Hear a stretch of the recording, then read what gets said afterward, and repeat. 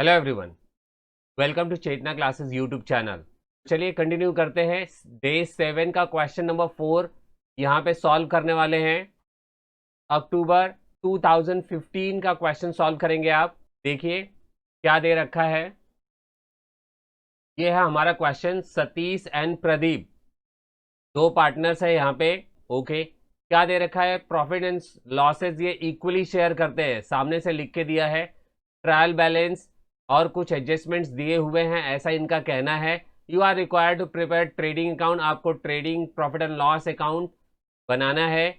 31 मार्च 2013 का डेट दिया हुआ है। Balance sheet as on that date, और बैलेंस शीट भी बनानी है। तो चलिए सबसे पहले डिटेल्स यहाँ पे भर लेते हैं।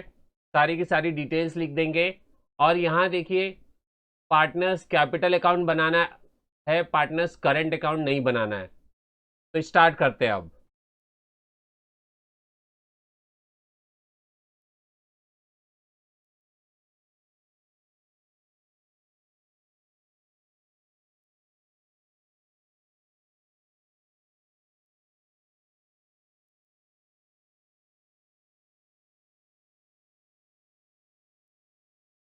तो इस तरीके से सारी डिटेल्स रिकॉर्ड कर दिया।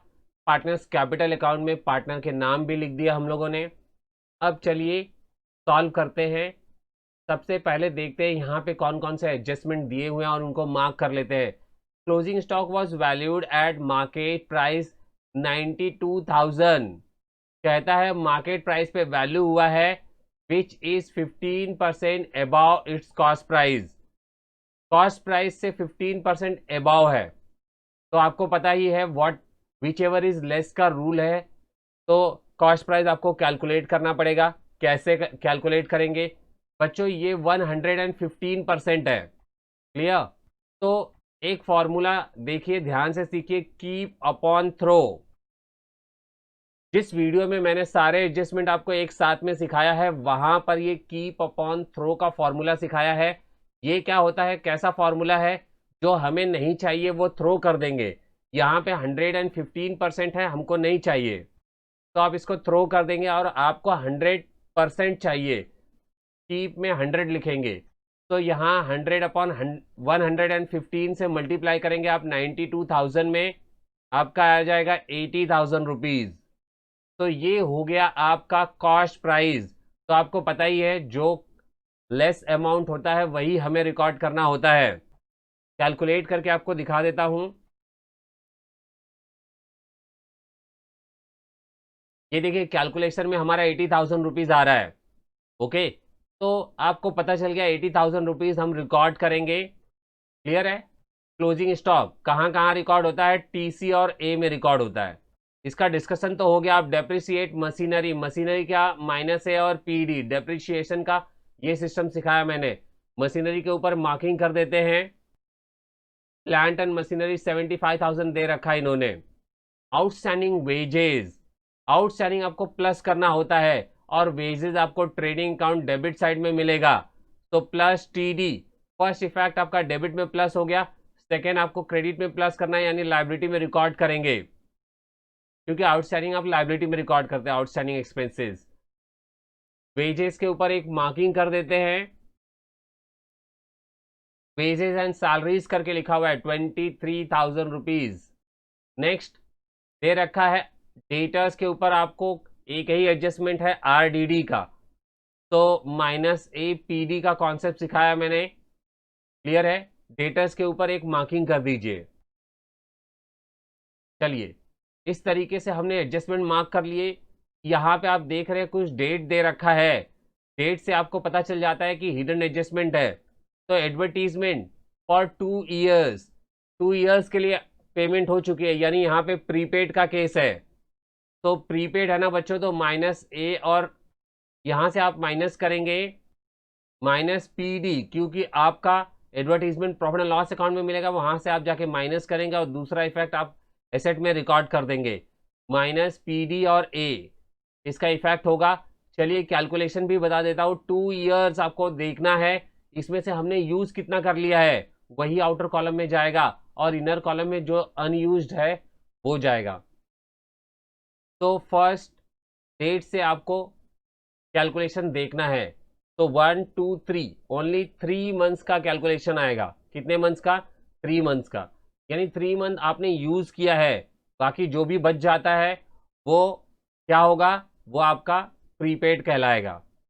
तो भाई यहाँ पे 2 इयर्स के लिए हमारे पास 10,000 रुपीज है। तो सोचिए 1 ईयर के लिए कितना होगा? 5,000 रुपीज। देखा, ये पूरा 1 ईयर के लिए है। आपको कितना निकालना है? ओनली 3 मंथ्स के लिए।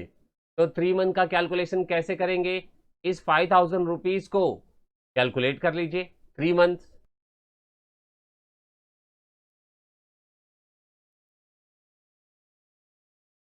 मल्टीप्लाई बाय 3 डिवाइड बाय 12 करेंगे तो 1250। ये आपका आ गया 1250 आउटर कॉलम का अमाउंट, जो कि 3 मंथ का है। आउटर कॉलम का अमाउंट आपको मालूम पड़ गया तो इनर कॉलम में कितना होगा? जरा सोचिए, 10,000 में से 1250 आप माइनस करेंगे। 8750 का प्रीपेड है। देखा आपने, इस तरीके से इसको कैलकुलेट करना है। समझ आ रहा है? प्रीपेड आपका 8750 है, बिकॉज हमने ओनली 3 मंथ्स का यूज किया है। तो रिकॉर्ड कैसे करेंगे उसके बारे में बात करेंगे बाद में।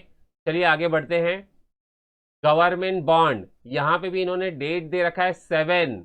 7 से काउंटिंग करनी है। 7 8 9 10 11 12 1 2 3, टोटल 9 मंथ का कैलकुलेशन आपको करना है 60,000 के ऊपर। 10% निकालेंगे तो 6,000 आ जाएगा। और 9% 9 मंथ का निकाल दीजिए, यानी multiply by 9 divide by 12। Calculation के लिए मैथमेटिकल ट्रिक क्या है वो बताता हूं आपको। पहले आप लिखेंगे 60,000 रुपीज मल्टीप्लाई बाय 10% मीन्स 10/100। और आपको 9 मंथ का कैलकुलेशन करना है, सो 9/12। 0 0 कैंसिल हो जाएगा, 6,000 रुपीज आ जाएगा। मल्टीप्लाई बाय 9/12 कर दीजिए। कैलकुलेशन में आ रहा है 4,500 रुपीज। ये इसके ऊपर इंटरेस्ट है, आपको यहाँ पे प्लस करना है। तो इसके दो इफेक्ट क्या क्या होने वाले हैं? एक तो हम प्लस करेंगे एसेट में जाके, क्योंकि आपका 10% गवर्नमेंट बॉन्ड एसेट्स होने वाला है। और दूसरा एक डेबिट हो गया, आप क्रेडिट में देना है, प्रॉफिट एंड लॉस के क्रेडिट में दे दीजिए। तो इस तरीके से आपने सारा का सारा एडजस्टमेंट डिस्कस कर लिया है। अब चलिए हम डिसाइड करते हैं कि बाकी के आइटम्स कहाँ कहाँ पोस्ट होने वाले हैं। पोस्टिंग की बातें कर लेते हैं। Purchase trading account debit side, sundry debtors आपके एसेट्स हो गए। Discount profit and loss account में जाएगा तो पीडी में हो गया। ओपनिंग स्टॉक ट्रेडिंग अकाउंट में जाएगा डेबिट साइड में। Wages trading account debit side. Manufacturing expenses, नाम पढ़ के ही पता चल गया कि ट्रेडिंग अकाउंट में जाने वाला है। फैक्ट्री बिल्डिंग, अब यहाँ पे बिल्डिंग लिखा हुआ है तो ये आपके एसेट्स है। और प्लांट एंड मशीनरी भी एसेट है। एडवर्टीजमेंट आपका profit and loss account debit side में रिकॉर्ड किया जाता है। सैलरी भी प्रॉफिट एंड लॉस डेबिट में। कैश इन हैंड आपके एसेट्स है। और गवर्नमेंट बॉन्ड भी एसेट है। Warehouse rent profit and loss के डेबिट में आप रिकॉर्ड करते हैं। पार्टनर्स कैपिटल कहाँ पे रिकॉर्ड करेंगे? सीसी में रिकॉर्ड करेंगे, कैपिटल के क्रेडिट में। Sales trading account credit side. Sundry creditors आपके लाइबिलिटी हो जाएंगे। और डिस्काउंट आपको रिकॉर्ड करना है प्रॉफिट एंड लॉस के क्रेडिट में। याद रखिए, क्रेडिट आइटम हमेशा क्रेडिट में और डेबिट आइटम कहीं ना कहीं आपको डेबिट में ही रिकॉर्ड करना है। इस तरीके से सबके बारे में बातें कर लिया। चलिए अब पोस्टिंग करते हैं और सबको फटाफट सॉल्व कर लेते हैं।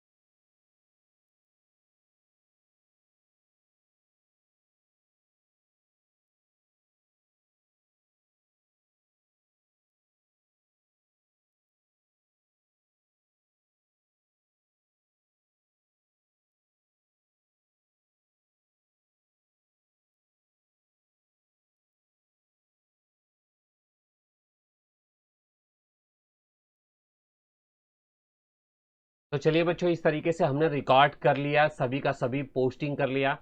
अब पोस्टिंग करने के बाद एडजस्टमेंट रिकॉर्ड करने की बारी है। तो one by one adjustment record कर लेते हैं। सबसे पहला एडजस्टमेंट देखिए, क्लोजिंग स्टॉक का दे रखा है, जो कि हमने 80,000 रुपीज़ कैलकुलेट किया है। कैसे किया? 100 डिवाइड बाय 115। 115 से डिवाइड क्यों करेंगे? मैंने बताया कीप एंड थ्रो का कॉन्सेप्ट है। थ्रो करना कितना है आपको? 115, क्योंकि 15% इसमें एक्स्ट्रा रिकॉर्डेड है, यानी 115 रिकॉर्डेड है। 115 आप थ्रो कर देंगे और कीप करेंगे 100%, because you want to record at cost price which is 100%।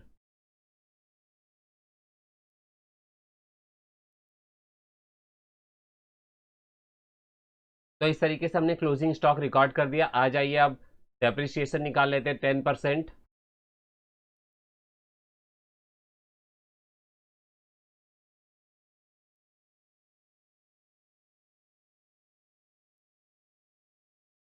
यहाँ पे आप 75,000 लिखेंगे। 75 में से 7500 10%, यानी एक जीरो गायब करेंगे। 7500 आ जाएगा, माइनस कर दीजिए, 67,500 रुपीज़ आ गया। ये डेप्रिसिएशन निकल चुका है। इसे सेकेंड क्या करना है आपको? प्रॉफिट एंड लॉस में रिकॉर्ड करना है, सेकेंड इफेक्ट।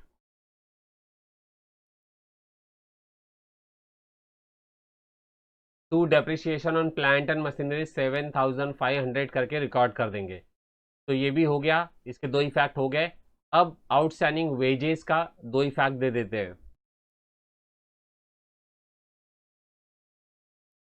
एक इफेक्ट आपने यहाँ पे रिकॉर्ड कर लिया, प्लस आउटस्टैंडिंग करके। अब सेकेंड इफेक्ट लायबिलिटी में देना है।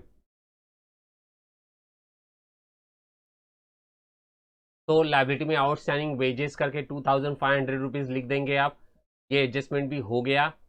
अब हमें रिकॉर्ड करना है आरडीडी, डेटर्स के ऊपर।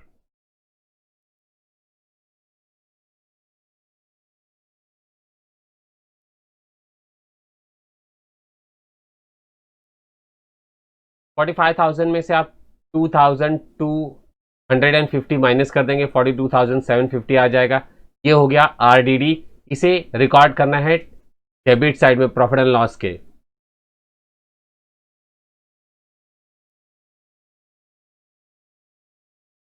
तो यहाँ डेबिट में रिकॉर्ड कर दिया, टू न्यू आरडीडी करके। यहाँ पे ओनो का फॉर्मूला लिखने की जरूरत नहीं, बिकॉज बाकी के आइटम्स नहीं दिए हुए। तो डायरेक्ट हम लोग लिख देंगे 2,250। तो ये हो गया एडजस्टमेंट। अब दो हिडन एडजस्टमेंट यहाँ पे थे, उसको कर लेते हैं। सबसे पहला एडवर्टीजमेंट का है।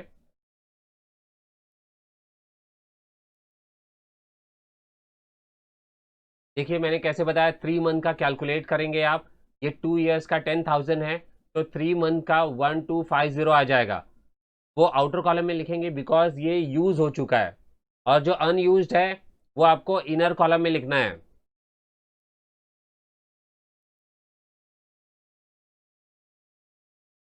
प्रीपेड एडवर्टीजमेंट करके यहाँ पे आप लिख देंगे 8750 एसेट साइड में। तो इस तरीके से ये वाला हिडन एडजस्टमेंट भी हो गया हमारा। अब ये 10% गवर्नमेंट बॉन्ड का हिडन एडजस्टमेंट कर लेते हैं।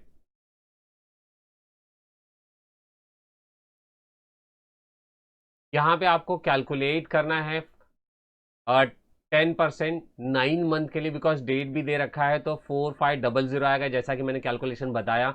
अब इन दोनों को प्लस कर देंगे आप, 64,500 रुपीज़ आ गया। ओके। अब इसका सेकेंड इफेक्ट ये हो गया, डेबिट क्रेडिट में रिकॉर्ड करना है, प्रॉफिट एंड लॉस के क्रेडिट में रिकॉर्ड कर दीजिए।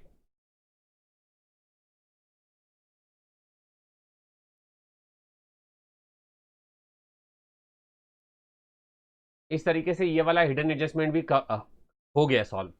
अब पूरा का पूरा क्वेश्चन सॉल्व हो चुका है। चलिए टोटल कर लेते हैं और निकाल लेते हैं बैलेंस। सबसे पहले इन दोनों अमाउंट को आउटर कॉलम में रिकॉर्ड कर दीजिए, बिकॉज इस पे परचेज रिटर्न या फिर सेल्स रिटर्न नहीं है।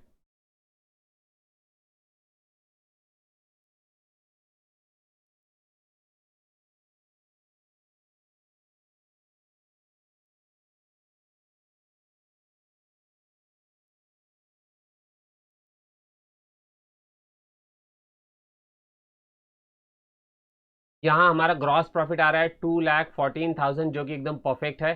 चलिए रिकॉर्ड करते हैं। सबसे पहले क्रेडिट को आप प्लस करके दोनों साइड में लिख लेंगे, और फिर डेबिट वाले सभी अमाउंट को उसमें से माइनस करेंगे, आपको 2,14,000 रुपीज़ मिल जाएगा।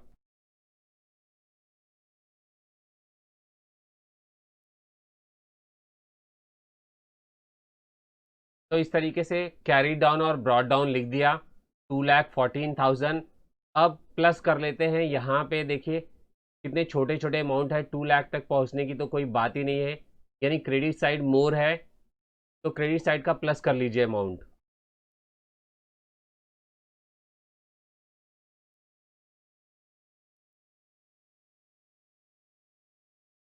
अब माइनस कर लेते हैं और देखते हैं कि नेट प्रॉफिट कितना आता है।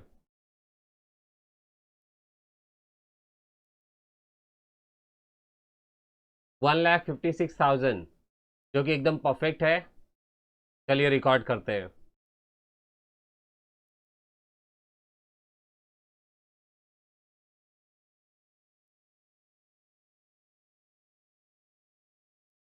यहाँ पे रेशियो इक्वल दिया हुआ है, इसके लिए आप इसको 2 से डिवाइड कर दीजिए, जो भी अमाउंट आता है दोनों साइड में, दोनों में रिकॉर्ड कर दीजिए।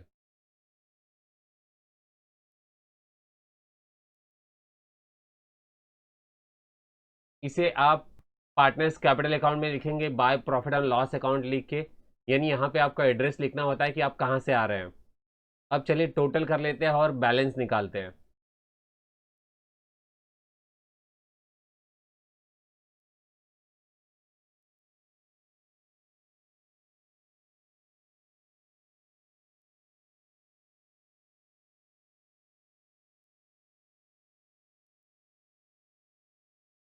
तो बैलेंस आ गया हमारा 1,98,000 और 1,68,000। इसे आपको लायबिलिटी साइड में रिकॉर्ड कर लेना है पार्टनर का नाम लिख के।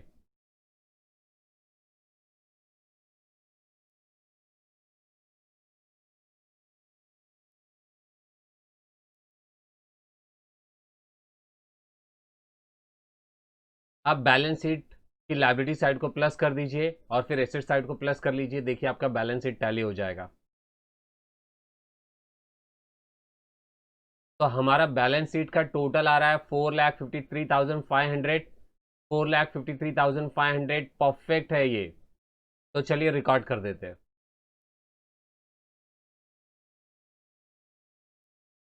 अब एसेट साइड का टोटल करके चेक कर लेते हैं क्या बैलेंस बराबर आया है।